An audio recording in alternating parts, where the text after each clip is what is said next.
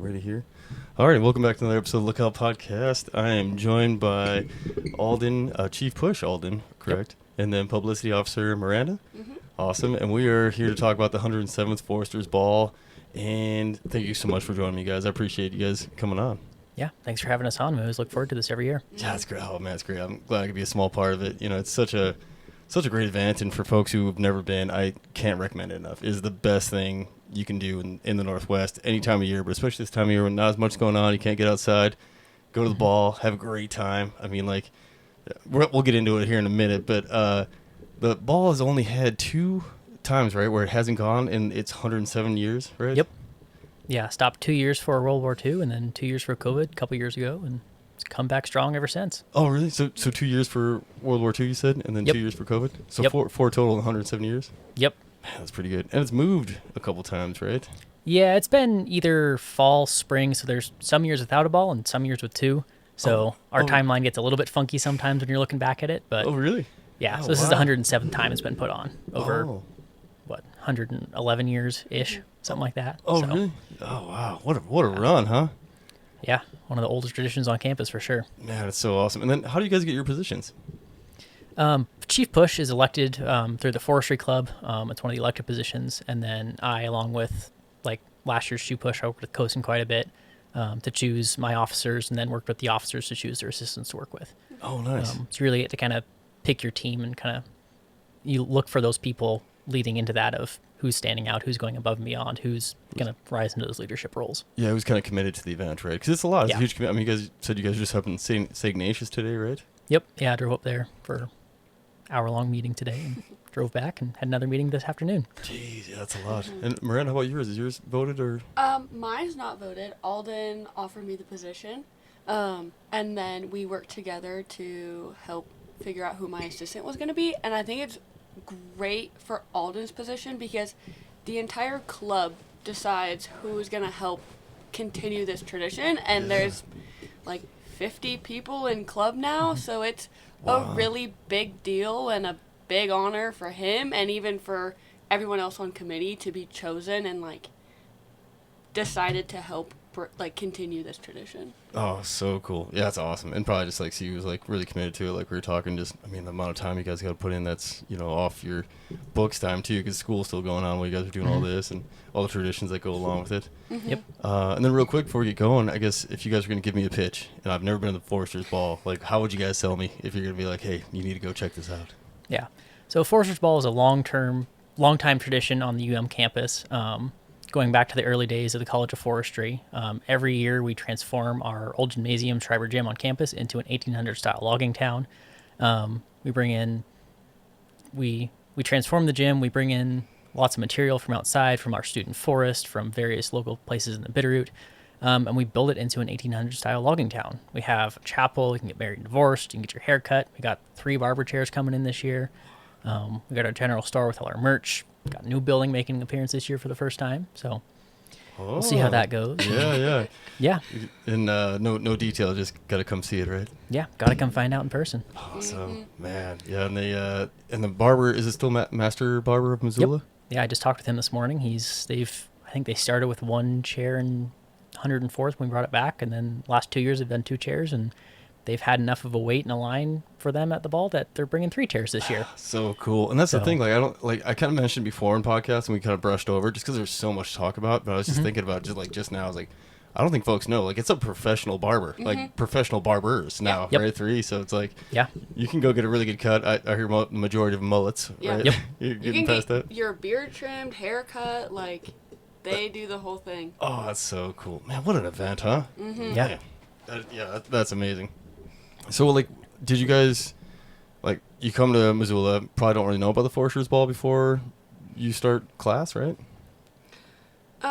No. At least for myself, when I came here, I didn't know anything about Foresters Ball. And then I went to club in the fall, and I heard a little bit about it, and it grew more and more, and then once I learned about it, I kept hearing it all these other places.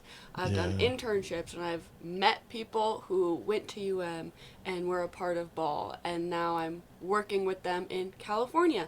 So it's this crazy thing where at least I didn't know about it. We have some people that come to knowing and wanting to get involved with it, but Yeah. it's once you learn, it's like it seeps everywhere. It really does, yeah. Even for me, like, I mean, I grew up in Whitehall, which is just on the side of Butte. Went to school in Billings, and I think I was actually going to school in Dillon when I came to my first ball event. It was in the Adams Center, and I mean, I knew about it for a while now, you know, like because of friends in the forestry program, and then you know, it's like, yeah, I just gotta go. But I'm thinking like, you know, it's like a cool dance, you know, like with some like, you know, tree boughs and like, you know, a few forestry type things, you know, but nothing. When I walked into the Adams Center, I was like, oh, like you said, 1800 style, like logging town. I was like, man, like it. I mean, everything. Like it looks like you just move in. It looks amazing, you know. Yeah, it is. It's amazing to see the transformation from an open gym on that first day we built it, and then to stand up above on Sunday night after we just tore everything down in the last 18 hours, and it's just back to a gym again. When less than 24 hours ago there was a live band and buildings and 800 people in the room, and yeah, it's a crazy transformation. Such a good time. And it seems like there's so many people that are involved and do go. So it's, you know, it's sold out pretty much both nights, isn't it? Yeah, Or we've close sold to out it. the last couple of years. We've gotten close, if not selling out, for both nights of the event. Yeah, that's what I was thinking. Because even like years ago when I went, I'm pretty sure like we were like some of the last folks to get in the doors, and they shut down right behind us. Like not knowing, you know, because we didn't know it was that big of an event, and it hadn't really been as big in the last few years. And man, it's so cool. So it's weird that like people around here kind of know about it, and it's big enough to get sold out. But then like people even in the States somewhere like Forster's Ball, what's that about? You know, if I'm wearing the shirt or something, you know, they're like, and then you know, of course I'm trying to sell it always because it's so cool. You gotta go. I mean, you gotta experience it once at least. You Exactly. Yeah. It's a big mix of people that have no idea what it is, and then like we were wearing one of the shirts at our to Save American Foresters, one of the national conventions. I think that was down in Colorado. And it was one of the foresters there from Minnesota who was like, oh, Forester's Ball. I love Forester's Ball. I was an officer when I was there in the 90s and stuff like that. It's just those random connections that it's kind of like, oh, I went to UM, but it's, oh, I was Forester's Ball. Yeah. And that same community that you build. Yeah. I think it really shocks people because you can talk about it and can explain all the buildings and everything. And then when you say, yeah, it's 2 nights, we sell out each night, and then they either come or they see pictures, I think they get a whole new look on it, and that is what we try to grab for people. Yeah, absolutely. Like you guys said, as soon as you walk in the doors, and it's kind of cool because it's like that. The entrance is like off the street, so I mean, even like walking up to it, like you know, you can kind of feel the energy coming off the Schreiber, and you can kind of see it and kind of hear probably some music if you're coming the night of. But like even for me, like I popped in just at the end of construction, you know, last couple of years just to take some photos and kind of help spread the word. And like it's just awesome. You're like walking up and seeing everything coming together. I don't know if you guys were there, but like 2 years ago, I'm like walking around just dumb. I'm like, you know, I got my phone out. I'm trying to like do some little videos and trying to help like, you know, get some social media stuff out there. And like everyone's got a hard hat but me. And I'm just like, yeah, this is awesome. And then finally someone's like comes up and like kind of like, hey man, you need a hard hat. I'm like, oh yeah. And I just kind of keep walking. And then I was like, oh wait a minute, yeah, this is like, you know, safety issue. And they gave me a hard hat. I'm like, I'm so sorry. Just walking around like an idiot. You know, so I started bringing my own hard hat. Yeah, happens more often than you would think. We have various people coming through, and we just scheduled the president of the university to come walk through the one afternoon. Oh yeah. So yeah, we get totally. a good crowd coming through. Last so year cool. there was like a Go Grizz Day for freshmen, and a big group of freshmen walked through just to see, and it was great because it's like, hey, you guys can come when you start, but it was just like a group of freshmen in the middle of everything. Yeah, just like, what's going on? Yeah, it's kind of cool because everyone just kind of has their projects, right? So like is that how it works? Like everyone kind of signed to different parts of the ball, and or is it just kind of people just fill in when they see a gap? Roughly. So we have our construction officer, and he has an assistant, and then they designate build leads. So each building this year they have a team that's leading it, so 2 people. So one person has to go to class, one person's still there, one person wants to sleep in, one person stays late, stuff like that. And then those 2 people are kind of in charge of that building, and then it's whoever's there, hey, I need 5 people right now, hey, I don't need anybody right now, I'm planning stuff out, or hey, I need 15 people right now. Yeah. And usually we try and ask the people if you committed to a building, try and just keep working on that building because you know what's going on. Yeah. But people float around. I mean, some days there's work in one corner, and some days there's nothing to do in that corner. Yeah. So Totally, I could definitely see that. Last year I noticed, and I don't know if you guys always have this up, but it was a display of like I mean, I think it was from the beginning, from the first ball all the way through, like a history of it, and a couple of them had like photos. And it was really cool to see like just the different designs and stuff. Is that like a display every year, or was that just special for last year?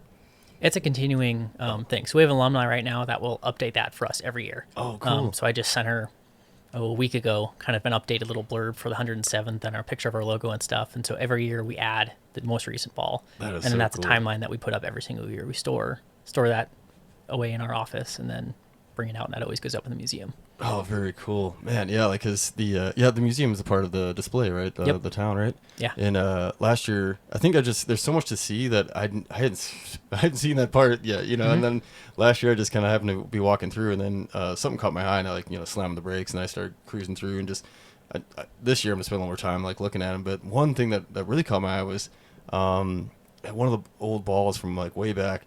There was a lookout tower that was erected in the middle of the floor, and there was like a orchestra playing on top.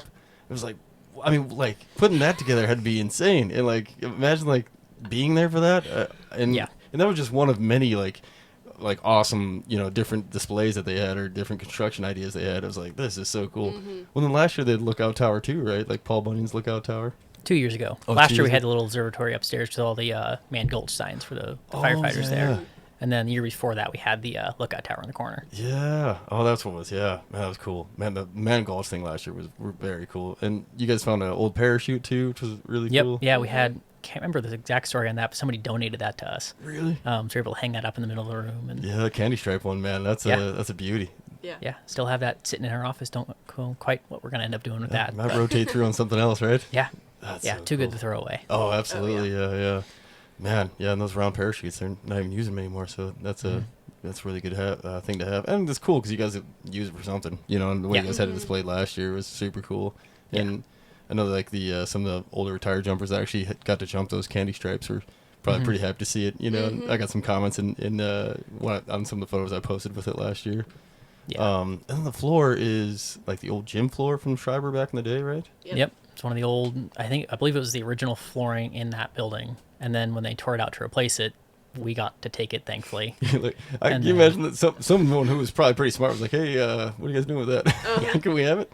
Yep. Yeah. And then they built it into it's the pieces that kind of snap lock together. And it's, I don't know how many decades we've been using it now, but I believe it's close to 50 years that we've been using it as our floor. Man, super heavy too, aren't they? Like 4 foot by 4 foot or something? They're 4 foot by 8 foot panels, and 8 foot? they fill a 53 foot flatbed semi trailer. Yep. So, That's nuts. Those got to be real heavy. oh yeah, it's definitely at least 2 people to move one of them, and we have, I don't know, close to 100 of them, 150 of them. Holy cow. So And maybe more people when they're frozen. Oh yeah, yeah. Because you guys first get them, they're like just frozen in the trailer, and then probably hauling them out. It's a little easier yeah, if you're not hurting from the night before, I guess. Yeah. yep, that's the key part. yeah, that's what I heard. Oh man, I've heard a lot of good stories about that, about the decon, right, the deconstruction part of it, and Yep. man, almost better stories come from that, from like someone just like stumbling, hurting, and just like helping out, or being like next to worthless for a little while, and then be able to help out. I think it comes from the delusion, the no sleep, and caffeine, and all the things, the high from the night. Yeah. And Absolutely, right? Yeah, you're just riding that high of this cool event, and then you're young and like full of energy, like you have to bury me the next day if it was me. It was me. I just turned 40. Oh man, I won't be able to survive. One of these times, like I got young kiddos, so it's hard to hit like the actual ball proper. So we go to the community event. Is it called the community event on Saturday? Community Forestry Days. Oh, community Yep. forestry. Yeah, that's 10 to 2 on that Saturday. Had a great Sam Scott, works with the Bureau of Business and Economic Research on campus. He's our local, I believe he's actually the state chair for our City of American Foresters chapter for Montana, and he's been in charge of organizing it this year. Oh, cool. He, along with some people in marketing, have done a great job. We've got radio time for that event this year. There's really? a dozen different people coming. We got pieces of heavy equipment that are going to show up. So Wow. it's going to be a great event. Come Yeah. out. It's a great way to see the ball in the daylight and come through. And Yeah. it's a great time. Yeah, because that's the last couple of years. That's all I've been able to do with But I get to bring the family, and they get to see Smokey, and they get to see Monty, and it's so cool. Yeah. Are they making a Smokey and Monty coming? I believe Smokey might make an appearance. I do not know about Monty, Oh, gotcha. but That's kind of what it sounded like. Was it last year, the year before, maybe? That it wasn't really like a planned thing, but maybe there was another event going on campus, and Monty just kind of swung in. Yeah, I think it might have been last year where That's it was some of the other freshman orientation stuff that he was around and then just happened to walk through for like 5 minutes. And It's so cool, and the Perfect. gym goes nuts. Yeah. It's so cool. Yep. Like, I feel bad for Smokey. He definitely gets overshadowed when Monty shows up. Yeah. Like, even my kiddos were like, "Oh, Smokey! Oh, Monty!" I was like, "Yeah, there he is." Yep. He's just a little more fun, you know. Yeah, a little more playful. And you get to see him more, you know, like every game, especially football games Yeah. being televised Mm-hmm. and stuff. So Monty's out there, and he's entertainment for the kids. Mm-hmm. But that's what's so cool. And like, I think it was last year, you know, like there was the downsizing of the Forest Service, so a lot of the Yep. booths were out, and the DNRC booth was there, and I am talking to the AFMO, and I'm blanking on his name. He had like a broke hand. I don't know if you guys remember, but I went to shake his hand, and I like stopped. Like he comes like, oh, like as I was like about to give him like the hard handshake, like, oh, sorry.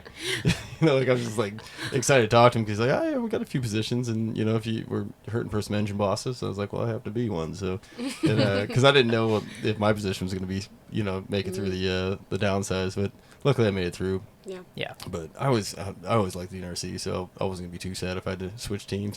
Still get to work outside, still doing a similar job, you know. So Yeah. and then you've already got a job with the Forest Service, and then and then you're working your master's.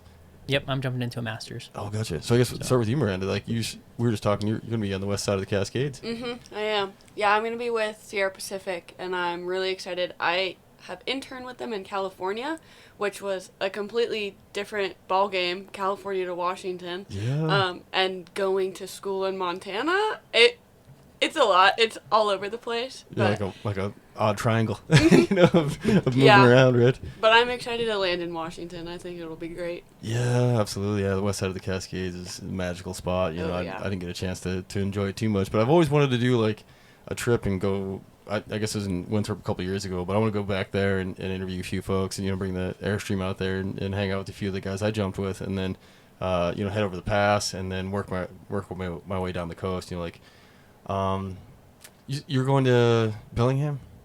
Burlington. Burlington. Yeah. Is Bellingham, is that, what's north of Seattle? Is that Bellingham? Is that what I'm, yeah. It's like Seattle, Bellingham, Burlington, Bellevue. Oh, gotcha. Maybe it was Bellevue. I worked with, you know, fought fire with some folks over like somewhere in that area, one of the B's in Bellingham or Bellevue, and Yeah. they just said it was amazing. So I kind of want to go up there and like hit the northwest furthest part of Washington, then kind of head down the coast to like Olympia and maybe dip down to Oregon and then come back. And Larry Lufkin, who his dad was on the project for smoke jumping, like the experimental jumps in 1939 in Winthrop, and then his dad ended up being the base manager there. So I got a chance to interview him a while back, but I've been wanting to do it in person because online just, I mean, as you guys probably know, it's a little hard to get the flow, and the feed's always kind of a little sticky. So like Yeah. I'd rather do it in person. I mean, wealth of knowledge and just a great guy. So I'm trying to make like a big loop and interview folks on my way through.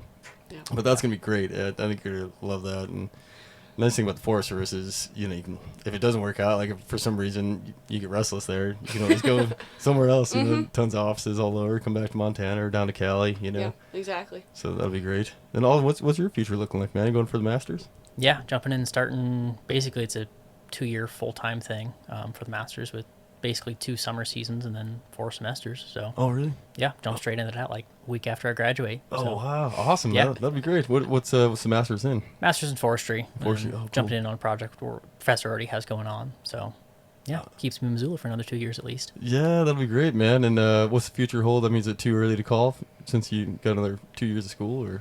Yeah, who knows what's going to be open in 2 years, if it's everything's open, everybody's hiring, or I'm looking for whatever job I can find in whatever state I can find it in. Yeah. So Yeah, hopefully it's there's the that. first option. I think, yeah, I have a feeling it will. Just see, like, you know, the changing the guard and, like, right, you know, we're on the downswing a little bit still because there, you know, rumors there's still some folks retiring in the next year or so. And then I think, you know, the Forest Service and maybe other outdoor agencies or other federal agencies will reevaluate what's open. And this is speaking on my opinion. This is no information coming from any real source. It's just my brain. So, you know, don't take it with a lot of salt, not even just a grain of salt. But, you know, in my thoughts, it's like there's going to be a lot of gaps, you know, because we lost a lot of good knowledge here in the last year or so. You know, folks retiring who have like 30 plus years in. And so there's gonna be some gaps, and I think like for you guys and for me too, because I'm like halfway through my career, might be some opportunities out there. So Yeah. I think Yeah. 2 years would be a good time, and then you get in right away, so you're in a good spot. Yeah. That'd be great. Oh, and shoot. I want to circle back to the floor because I meant to ask you guys. I want to say I think Jaden or Kosin told me that the floor was large, or maybe am I making that up? It's a mix of I've heard both old growth Doug fir, old growth larch. Oh, It's one of the two. It was from stuff around Montana when they built it way back really? when. So something like pretty local to Missoula, then, huh? I would guess, yeah. Yeah. Well, yeah, it makes sense because back then there were so many, loggers and so much timber product getting pulled out of like just even the Bitterroot, the Missoula area. Yep. Like well, you guys have seen like up by Bonner Way, there's still all those logs that are like in the Blackfoot River that are like Yep. hung up, Yeah. like, that they used to float down. So I'm gonna say larch because I really like larch. Yep. It's got a unicorn like wood for like everything. It looks good decorative wise. It burns well. There's a lot of good BTUs and. Oh, yeah. I mean, as you guys know, it's so gorgeous in the fall. Like at the Lubrex, like you guys do a bunch of work out there, right? Yep. Experimental forest. Yeah, it's fun working up there in the fall. I was doing some stuff on a study I'm working on up there, and was able to be out there like when there was just a little bit of snow on the ground, all the larch is yellow, and it's like, this is not a bad time to be out in the woods. Yeah, what a great contrast too, right? Like the orange and the orangey yellow and that white snow. Oh, man, it's like a dream. Yeah. Me and the family were up. I think I don't know what people actually call us, but we were joking around in the Bitterroot National Forest, call it larching. Like we're out larching, look at the larch trees. So like, me and the family were out staying at the lake, just outside of Sealy, and just beautiful. It's cold enough to where a lot of people don't want to camp, and warm enough to where we're just fine. And so we're out hanging out with the kiddos, doing some hikes, and on the way back we stopped, swung into Lubrecht, and it was really cool in Sealy. I mean, you guys know how many larch or tamaracks are up around Sealy, but then going to Lubrecht and you get a little deeper, it's just like seems like you're just going deeper into like more awesome larch, and it's just so beautiful. And we got kind of up top as you're going down to Garnet. Is that the ghost town? Yeah. Have you guys been there?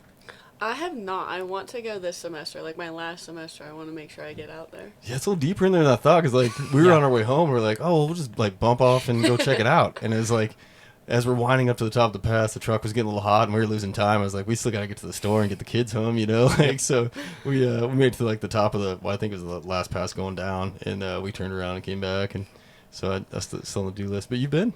I've driven in that area. I did a big saw loop from a back in there distance. this fall looking for grouse, and Oh, really? ended up, I think, got my truck to 7,000 feet back in there. Oh, wow. There's some roads that go way up to the top in some of those back hills. Yeah, I bet. And you're moving so slow, and that's what kind of got me. Like, found out the thermostat was going in my truck, and pulling an old 26-foot camping trailer, and so like, and I'm just like looking, so I'm not even like paying attention to my gauges, and all of a sudden like, I just happen to like glance down. I'm like, oh, whoa, that's getting a little warm, getting in the red a little bit, So we got to the top and then kind of shut her down and just went and walked around for a little while, and then cruised back down. It's all downhill on the way out, so it didn't get hot again. But I was like, don't want to get stuck on the other side though, and then have to try to come back up.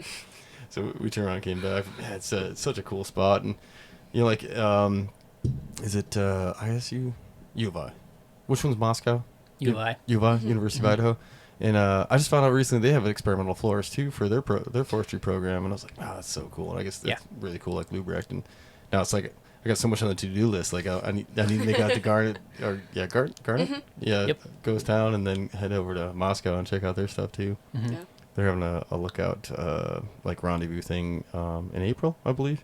They did it last year, and a bunch of really like folks that have like lookout enthusiasts, I guess like myself and a bunch of other folks, and the Idaho Fire Lookout folks were there, and then my friend Leaf, and just a bunch of awesome lookouts from around the country were there, and so I didn't get a chance to make it last year, so I'm hoping to make it out this year.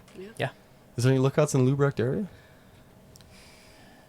Not that I know of off the top of my head. I'm sure there were some in some of those mountains out there, but none that are active. I know there's some up in the Sealy Swan. Yeah. Quite a few. I don't know if they're up still there. staffed up in there. But I think a few of them are. Yeah, 'cause I think like above Holland, I think there is one, but I don't think it's staffed anymore, right? yeah, that sounds right. Yeah. Imagine going up there. That's pretty steep. Holy cow. It's some rough country to get into. Yeah. Did you guys know there used to be one on top of Sentinel too? Mm-hmm. I Isn't did that not cool? know that. That is cool though. It was a really cool looking one too. Like there's a couple old like grainy photos, and it's like this. At least correct me if I'm wrong, but the ones I saw are like a log cabin, like kind of like stumpy tower looking thing, but bigger than like your normal lookout. And there was like talk a few years ago of trying to like maybe resurrect something up there, and I was like, let's do it. Yeah. That would be awesome. Like all those people that go up there, like the paragliders and stuff that hike up there, and then just people like just getting a workout like myself, been up top there, and the rumor was a fire that burned it down. So Yeah, I think it burned down at some point. I can't remember when. yeah, I think it was a while back. Yeah. Unfortunately, because I would have loved to see it. Yeah. Yeah, quite a few years That would ago. be cool. Yeah, I was talking to some folks, and it wasn't even that long ago. A guy who just retired, who was one of our radio folks in the Bitterroot. He was saying he was a kid coming up from like Darby, going north. He could, like in the summer when the lookouts were staffed, and kind of earlier in the year when it's not sun out until like 10:30 at night. But it was getting down to dark, and all the lamps were on, and the lookouts as he's going, like Ward Mountain and I don't know, St. Mary's and a few other ones, I guess, that he could see from the Highway 93 or maybe the East Side Highway back then. But it sounded awesome. There wasn't much light pollution, so you could just like see these cool little lantern lights on top of the mountains. That's awesome. Man, yeah, could you imagine like in the, I don't know, like 40s, 50s probably, when that was going on, I imagine? Like a lot of lookouts. I don't know what peak of lookouts were, but like, they were everywhere. I mean, there's one up in Blue Mountain, that way, I think. Yep. Trying to get my directions right. Have you guys been up to that one? I haven't been up to that one, no. Mm-mm. Yeah, that's pretty cool. There's the observatory for the university there too. So the telescope's there, and I don't know if they still do it, but they used to be able to get tickets, and like so you could reserve a spot, and then I think they're like $5 or something, and you go up there and they let you look through the big telescope, and then there's a bunch of there's a big group that's involved, so a bunch of people with these really nice high-end telescopes outside of the big one, and they let you come look at like a nebula or something else that's cool out there. And man, it was a great experience. I got to go do that a little while, and then the lookout's just like looming in the background, this cool like silhouette. I got to be in the lookout years ago when we were patrolling. I was working here in the Lolo, and it was just like a high point, and I think it was on a weekend, so it was like kind of getting us out of the way, I think a storm was coming through or had come through, so it was kind of a good spot to like get a jump, because if you have to go through Missoula to get to a fire to IA something, it could be a minute, during the day. So I think all the activity was over that way, Blue Mountain and south. So like we were just kind of posted up there, just kind of, looking to see if we saw any smoke, and also waiting for if we did have to respond to something. So just kind of coiled spring up there. But it was kind of off the subject. Now we'll keep you guys too late. Do you guys have any fire experience?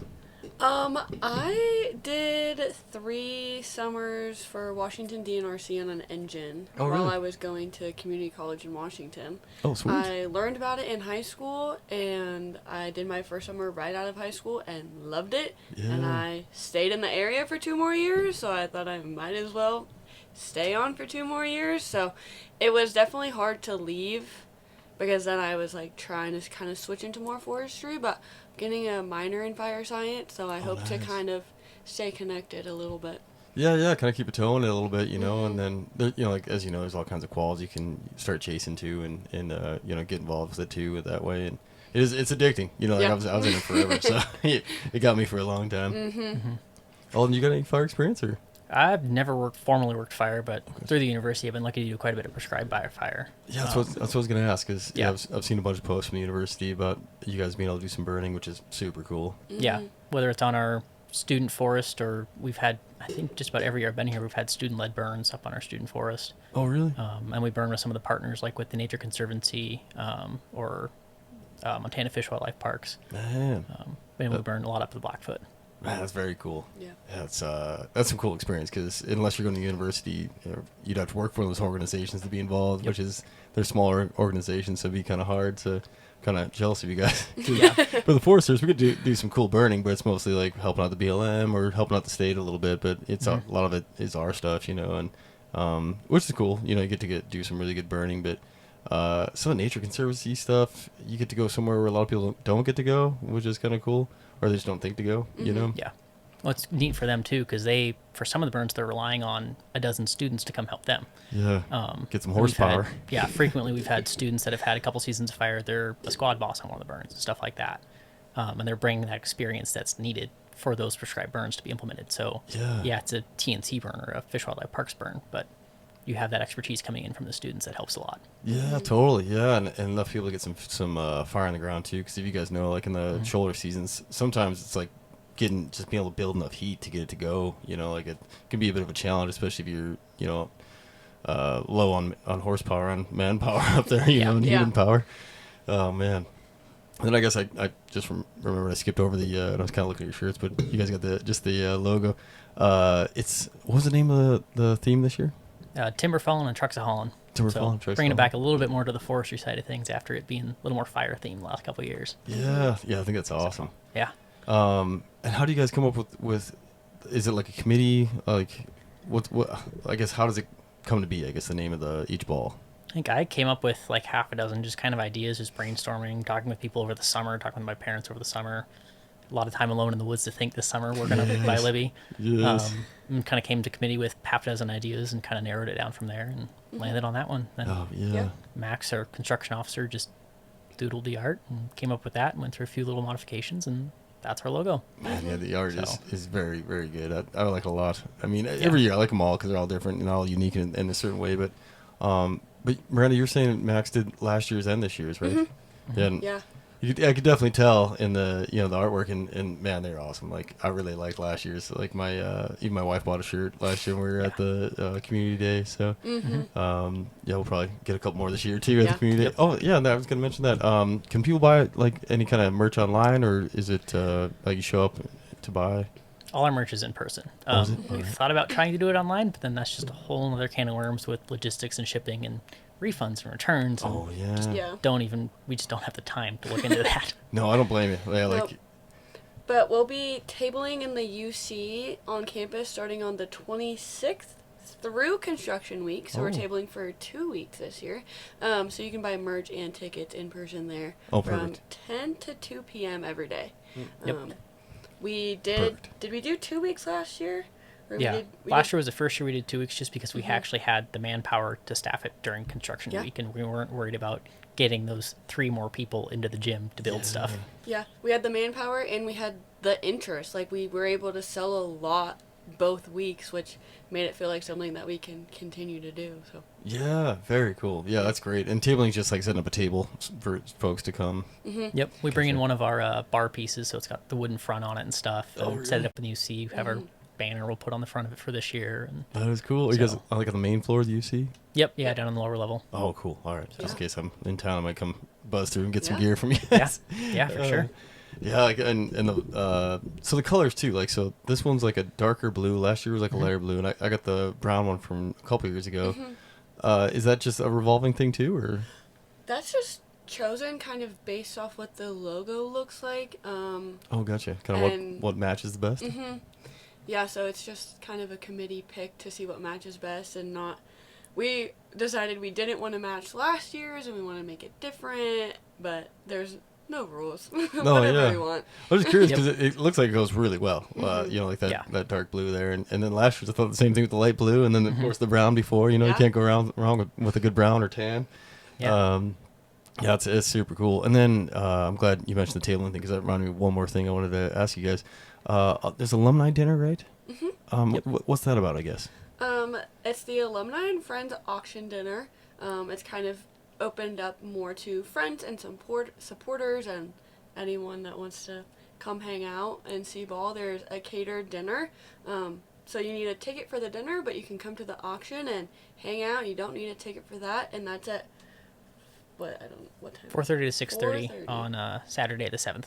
Oh, gotcha. So it's right after the community forestry days and right before ball. Oh, gotcha. So it's a nice in-between time. Yeah, is the auction in Schreiber or? Yep. Oh, gotcha, in the gym. Yeah, set up some tables, have from local businesses to alumni to students that donate stuff and raise money, and all that comes right back into our fund that goes out in scholarships at the end of the year. Oh, very cool. That's what I was going to ask. It's all fundraiser and all goes back to scholarships. Awesome. Everything that we make from tickets and the fundraiser goes to student scholarships. Oh, very cool. And it's students that put in, this year got raised to 100 hours. In the past it's been 80 hours.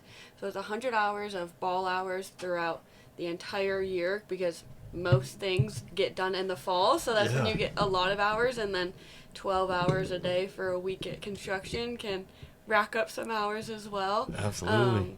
Last year we raised around 20. We gave out just under $29,000 to around 40 students. Yeah. Wow, man, nice work, guys. That's awesome. Yeah. And especially, I think that's super cool because more like I guess like the meathead kind of guys like me, like I didn't. I guess planning, not really so much meathead, more of like it didn't future plan very well. So like when I was in high school, I was just like, I just need to get done with this and then whatever's next. And I was kind of thinking about college, but not really planning too well. And then a lot of my friends who did plan well, like I know two folks that I went to college with. One was actually going to Tech and one was going to Billings, and they did so well that they were like supporting like everything, like their living expenses, of course their books and the cost of classes and food and everything else was from like scholarships and grants because they got such good GPAs, and then they hustled on applying for all those things. So like something like that where you're like, I could go put in some like sweat equity to get a scholarship. I would have been so game for that, Yeah. And we aim it, it's kind of geared towards that like beginning of the summer gear stipend. So it's buy a pair of boots, buy a new suitcase, buy a dozen pairs of socks for the summer. That's a good call, especially boots. Like, holy cow! I mean, now the Forest Service reimburses you for boots, but like, you still got to come up with the front, money to buy it. And then like back when I was first starting, that was just part of it. You had to show up with boots, and it was on you to buy them. And holy cow! So that was like a big dent in your, in your bank account even before you start. But yeah, after ball, there are quite a few trips to Spokane to go to all the boot shops, and that's what a lot of people use it on. Yeah, very cool. Because I think, isn't Nick's out of Spokane, I want to say? Nick's, White's. White's out of There's Spokane, at least a couple too? of them. Oh, very cool. There's a handful. Yeah, White's got a long history of the Forest Service. They were the first smoke jumper boot, for smoke jumping. Never did get to have a pair when I was jumping, but I was like meant to. Yeah. But like the hiker boots to me, like if I had and probably because I was growing up wearing a lot of cowboy boots as a kid, and you could ride horses and stuff. It messes with my hips a little bit, like having that big logger heel. And I know you can get like a shorter one now, but I would always go with the hiking boot because it's a little shorter heel and a little more comfortable, a little lighter, not quite as hot, So, and speed wise too, because like, if you're on a crew, you want to be able to like lace up real fast, And I know you can like, one hand speed lace, a tall logger boot, but just with like those little hikers, I can just kind of tuck the laces in and just go. Yeah. One of my friends always call it breakfast laces, where you just kind of get them loose and you just kind of roll into the chow hall and stuff and get a little extra, like a few extra minutes of sleep if you can. Yeah.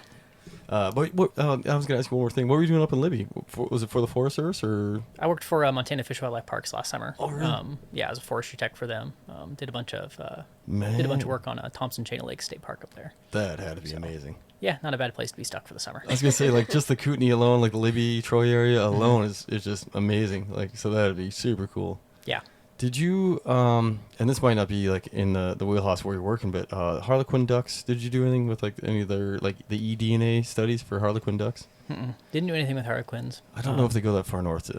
Well, I guess they had seen some, I think a nesting pair in Glacier off of like Lake McDonald, one of the tributaries. So in the Bitterroot we had been doing it because I didn't even know what a Harlequin duck was until like 2 years ago. Yeah. And it's gorgeous. Like, I don't know if you guys have seen a wood duck, but it's really beautiful. And then a Harlequin's probably like a little more beautiful than that. Yeah. And you don't see much in this area, but people had seen them, photographed them, I think. So they were starting to do like stuff up the West Fork where they were doing like eDNA in the streams to see if there was any like kind of DNA from, the ducks, whether it was like in their feces or whatever, I'm not sure what happened on that, but I was really hoping to see if it came back. So that's why I was kind of curious to see if you run in on any of that, to see like if there was Harlequins in Montana more, Yeah, no, I wasn't doing anything with birds. I was focused on the timber, but a lot of loons up around there. So really? It's really cool to hear the loons and the bald eagles when I was working in the woods up there. Man, yeah, that's another. Oh man, both those birds are amazing, especially loons. I think because we don't seem to get them this far south. I don't know, maybe just I'm not paying attention, but they get that really unique call. Yeah. So like, and I was working out at Lake Como a lot this summer, and I don't know, man. I mean, maybe it's too busy for a loon, so he doesn't want to hang out there. But I haven't seen him much. I've seen him up around Helena, in Holter Lake. But is it the fall or spring when they're doing the call? Probably spring, probably. Kind of spring and summer. Yeah. They were calling most of the summer when I was out there. Really? So I think there was at least 2 or 3 nesting pairs on the different lakes that I was working around. So that's so cool. I got that super red eye. Yeah. Man. Do you guys know anything about? It's probably not in your guys' wheelhouse being foresters, but I was always curious why the eye is so red. No idea. I know. Yeah, same either. One of these days, like that's one benefit about this. I interview so many people that I'm starting to get like random facts. So I'm like, I guess I'm always digging too. So I'm like, what do you guys know they can share with me? so I can bring it up later like I know something. But I'll give you guys credit, of course. I don't claim anyone else's information. Well, yeah, I think that's about it for ball, guys. I'm trying to think of anything else that you guys got anything else you want to set out there for like recruiting anybody? I guess the cool thing this year is it's the fourth year since COVID. So this is the first year that the seniors have been to, so like I've been to the past 3 balls. Oh yeah. And it's kind of that cool kind of full circle of, okay, it's back and it's established now. And Yeah. this has been the first year where I felt like my job, I've been busy, but it's been easy and a lot of busy work with just, I've had more than one groups and organizations and different people. They reach out to me saying, hey, when do you want this? We know Foresters Ball is coming up. We just had the UM Police Department. They emailed us saying, hey, we already have our staffing set up for this event. You just need to submit this work order saying that we actually need these people. But before we even said, hey, this event is this day, we need this many people, they're like, yeah, we've already planned for this. We already have the staff. Already prepped. Oh, that's so cool, So- man. Yeah. I didn't even think about that because that's a really good point. Because when I interviewed Jaden Cosin, it was like fresh back off of COVID, and they were like, we were leaning on our alumni because like people that graduated moved on. Like there wasn't really anyone left that had been part of the ball that was at least in the student body, and so it sounded like it was quite a bit of work for you guys, like those last 2 years, like you said. So, Yep. man, that is cool. Yeah. Getting to get some more expertise like on the student body, which is super important because. I mean, you guys know how it goes. Like some folks who like come back and they're like, I think when we did it, that was over there, and that was over there. Being like, how long ago were you here, man?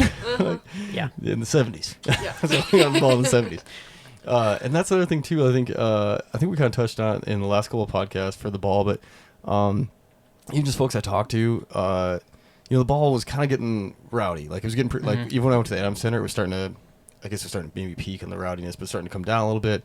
And some people were kind of turned off maybe that was like too crazy.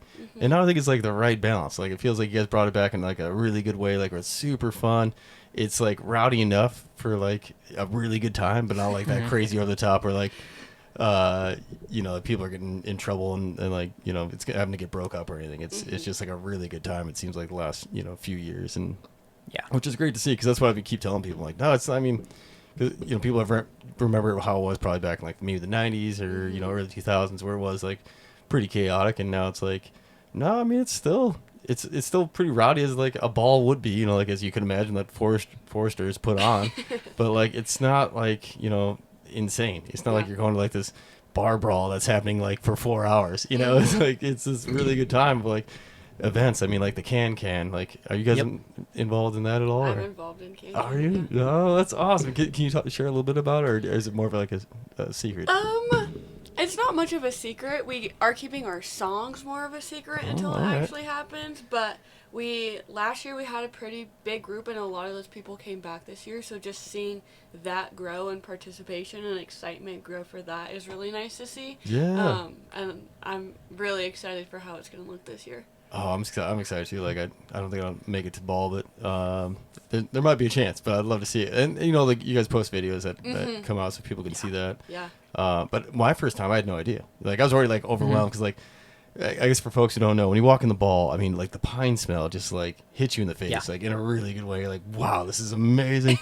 Like the smell, and like so you're like, I feel like your senses are on overload just like walking in the door, like music and the floor and the buildings and the smell and just like all the people that are dressed up too, and it's incredible. And all of a sudden like things start to kind of wind down and the can kicks off and I'm like, wow, this is amazing. This is like the coolest thing I've ever been to. So like the can is there like a set attire kind of deal, or is it kind of ish? There is for the men. It's jeans and boots and cut off flannels. I think this year they're trying to be a little bit more matchy with their flannels than they have in the past. Yeah. And then for the women we have corsets and tutus and boots, and I love it. I'm wearing jeans and a sweatshirt every day to work, so for me it's like it's very extra, but it's pretty fun. It's for 10 minutes a night, and it's a blast. Oh yeah, it's a blast. I mean the videos like probably don't even do it justice, but they're still amazing. Like you said, like everyone coming out in their tutus and the cut off flannels and the logging boots. It's so cool. Is that what the gals are wearing too, like logging style boots? Like we usually do like cowboy boots or loggers, kind of whatever you have. I think cowboy boots sometimes are lighter than loggers and that kind of stuff. For sure. For like our kick lines and that kind of stuff, they're a little bit easier. But whatever you have, we love to see it. Yeah, awesome. Oh, so cool. Well, shoot, I've had you guys for about 45 minutes here. I guess that's probably about. Oh, I guess dates and timelines. I guess real quick before we sign off. It's Friday, February 6th, and Saturday, February 7th, and it's from 7 to midnight, and doors close at 11. And the Community Forestry Days is Saturday from 10 to 2, and the Alumni Auction Dinner is Saturday from 4:30 to 6. Nice. We have a lot, and we hope to see everybody there. Yeah, I hope to see you all there. Miranda, you just crushed it. That was really good. That's a lot of dates and times and stuff, and I'll try to clip that for like folks that and connect you guys in it too on your guys' social media, so you guys can just like put that out there so folks can get that. There's one last thing I was gonna say about, and it's escaping my brain. I'll say tickets are for sale up on GrizzTix. It's the university ticketing website. There's single tickets, couple tickets, and there are student tickets. So kind of awesome. whatever you need, we have.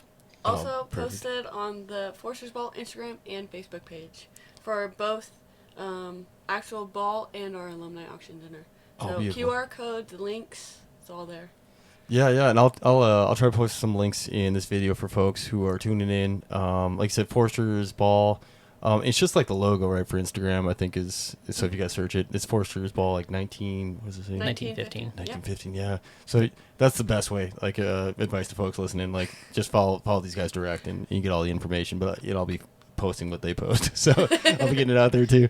And then, the dates that Miranda just said and stuff, so it'll be there for you. And my advice to anybody who's never been, or if you haven't been in a long time, like if you're on the fence with it, just go. Like it's such a good time. Like you won't regret it. I promise you will not regret that. It's a great time. And there is space to kind of take a step back because it can be a lot right away. Good so point. You don't have to be in the dance floor the entire time. Take a step back, walk through the museum, take a second, like get married. Exactly. Yep. Yeah. I mean, it's a good trial, right? Like you've been with your sweetheart for a little while, maybe get married, see how it goes for a couple hours, Yeah. Maybe you got to get divorced, it might not work who out. knows? Yeah. Oh, and then along those lines, how do you end up in jail? Because there's a jail, right? There is a jail. Yep. What gets you in jail? Usually I have thrown people in jail. So I go to the jail and I say, hey, go throw this person, and I pay $1 or $2, and then I have always helped them go, like, arrest them. They get thrown in jail. They have to pay $2 to get out. My goal is to take that person's money so then they can't pay to get themselves out, and they got to sit for a little bit. So there you go. It's a lot of fun, and you can play around with it. And so cool. And the jail looks amazing. The chapel looks amazing. And is that stuff kind of similar every year, or do you guys put your own little spin on it, I guess? The design is different every year, but I feel like the chapel and the jail are, like, the thing that people love, and they're there every year, but they can look different. Oh, very cool. Yeah. And then all that money, again, just goes straight into our scholarship pot. So awesome. Yeah. Yeah, so good. And like, because there's all those little side buildings, I guess, for folks who haven't been. Like you said, if you need to take a break, go check that out, or the museum. Go pop in there and get, take a step back for a minute. But I imagine it'll draw you back in. And I did not realize it's like, is that 5 hours long, 7 to midnight? Is that my math right? Man, that is awesome. So cool. Go hop in the bar, grab. We got free Pepsi products and chili. So oh, really? Go sneak back into a corner and have some food. Get fuel back up for the next round. Exactly. Beer garden upstairs. Oh, really? Yeah. Oh, perfect. Can the public go wander around upstairs and like the track up above? No, we keep that closed for gotcha. committee, and like UMPD will be up there sometimes, or the set people. And Gotcha. then on the beer garden side, so I guess on the western part of the track up high, that's where we have kind of the beer garden standing room. Oh, cool. So if you're 21, you can go up to the bar and buy a drink and go stand out on that. Yeah. Cool, and you can There's see like down? benches, so you can look down and Oh, very cool. Yeah. That is awesome. Man. And then, at least in the past when I was there, like the bathroom facilities were like out kind of their own little cool corral too. Yes. I mean, everything about it is just so cool. Yeah. So, yeah, like I said, I can't say enough. Hey, thank you guys for coming on. I really appreciate it. And I'll probably come bug you guys during construction, just take some more photos and check it out. Yeah. So. Sure. Well, always appreciate you having us on. And it's Yeah, turned into a fun tradition. Oh, it's awesome. I'm so glad. Yeah, thank you for letting me be a part. I'm so, happy to be a part of it, like a little bit of it, that I can help get the word out and stuff and just talk shop about how awesome it is. So thank you guys. Yeah. All right, thanks for tuning in, folks. Appreciate you.